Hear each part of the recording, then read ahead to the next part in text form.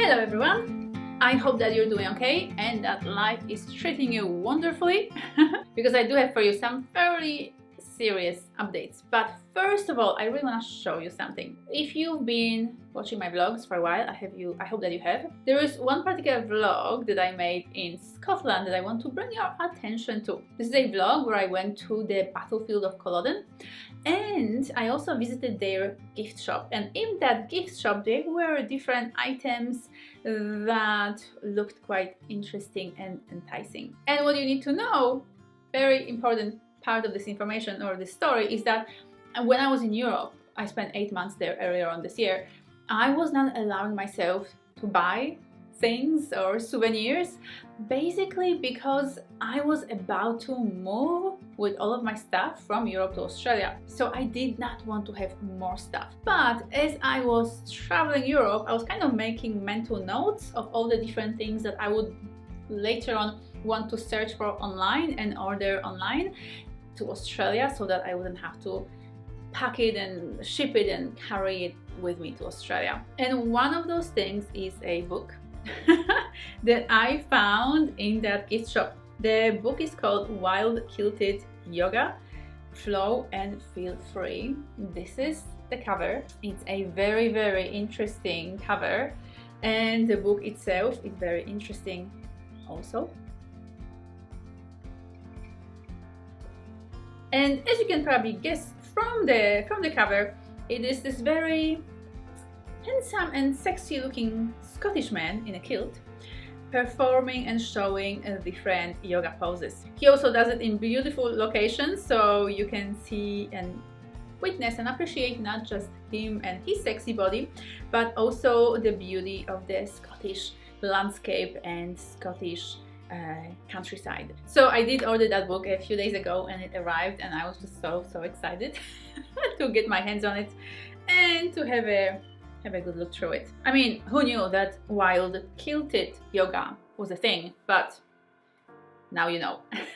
As you can see, I am also still staying in the Airbnb, and to be honest, it's starting to bother me. I've been here for almost 3 months now. I mean, 20th of September I got here, 20th of October, oh, not even 3 months. It's only been 2 months and a bit, which means there's still well over 3 months that I've got here, unless I get out sooner. Now, important piece of information, I won't be buying the house that I was going to buy, and this is where I'm going to tell you about what actually happened. And let my experience be a cautionary tale for you next time you're buying a house, because this got actually really serious. Like, I was pretty much conned into a very serious, very dangerous even situation. So I told you last time in my last video, in my last vlog, that I found a place which I liked, which wasn't quite my dream home, but it was a good enough place for the next few years until I was ready to buy the house of my dreams. Soon after I made an offer on this house, and soon after we signed the paperwork, I discovered that there was something strange or dodgy happening next door. The unit next door looked like a complete mess. Like, we're talking broken windows, broken door, rubbish all around, like missing brickwork, you know, like serious messy situation, which I just assumed was the next door neighbor renovating the property. And I did ask the agent about it a few times. When I was there, when I was inspecting the property, I was asking them what's happening next door, because I was concerned about the noise. I was thinking, you know, if there's gonna be like serious renovation works happening there on a daily basis or for the next few months, that's just gonna disturb my work, because I need peace and quiet because I work from home. So I asked the agent at the property during inspection, and then I also asked them on the phone just to confirm like what's really going on there, and each time they lied to my face. Told me that there's just a very kind of little gentle cleanup happening, and there's, you know, it's very quiet. It's like nothing's going on there. So I went with that. I trusted what I was told. I mean, they have a duty of telling you the truth, so they can't just, or that they're not supposed to lie to your face. However, just for my own peace of mind, I did decide to come back there later, just alone without the agent, and I did come back there that afternoon, the same day in the afternoon, just to kind of look around, you know, like listen, you know, is there any construction works or renovation works happening next door, or is everything peace and quiet? And everything was quiet. However, I did meet a neighbor from like across the road, and I told the neighbor, look, this is who I am, this is what I'm doing here, I'm looking at buying this unit. And the neighbor looked at me like pretty strange and said to me, good luck. I'm not allowed to say anything, I'm not gonna say anything, but good luck to you. That sounded so ominous and so scary that, you know, like, and he wouldn't like say anything more than that, he just walked away.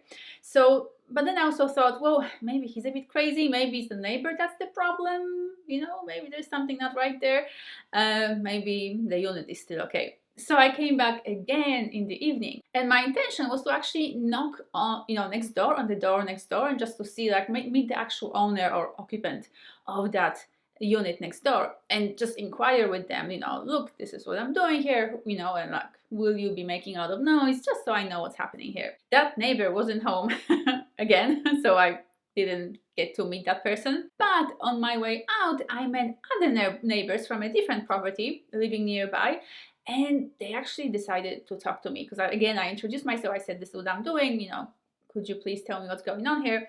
And they said to me, okay, come on in, we need to talk, sit down, we need to talk. So at that point I knew, okay, there's a problem here, there's something happening here, like I need to know what the deal is. And in fact, what I learned from those neighbors, from these people, was that in that particular unit, like, there's no renovation, there's no construction, there's no cleanup, there's nothing like that happening. It's an ice addict living there and causing a lot of trouble and disturbance for the entire street. Not just for the neighbors, like direct neighbors around him, but like the entire street knows him.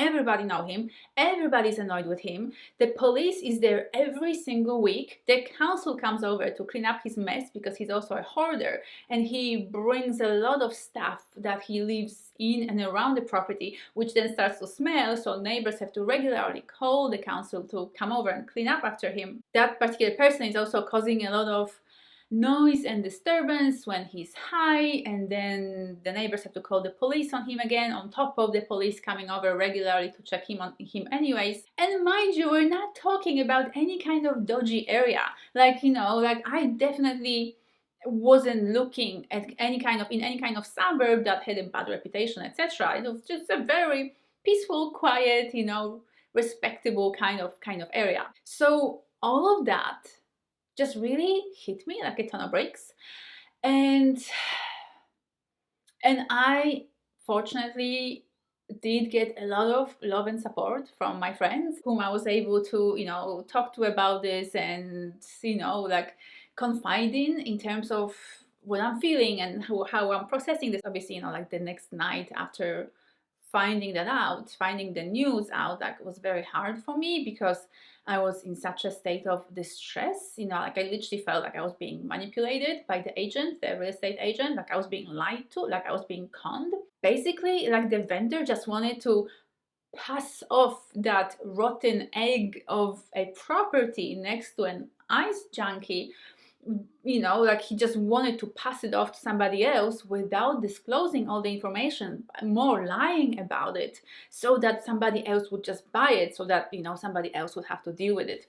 And it just so happened that I was an interested buyer. The good news here is that I found that out, like, early enough in the process, and I'm actually extremely grateful. Like, that was such an emotional experience for me. Like, that was such a hard few days dealing with that, and, you know, trying to figure out what's happening and dealing with the aftermath of the news. But first of all, I am so incredibly grateful for my friends who were there for me, who supported me with time, with conversations, with advice, who were there for me in a time of real need and crisis. And I'm also grateful for that lesson, because that wasn't the house of my dreams, definitely. Like I told you before, that wasn't the house that I even wanted to live in, but it just seemed like a sensible choice. Plus, I was just being rushed into making a decision and into buying a property because, like, I'm comfortable with in my Airbnb, but I am also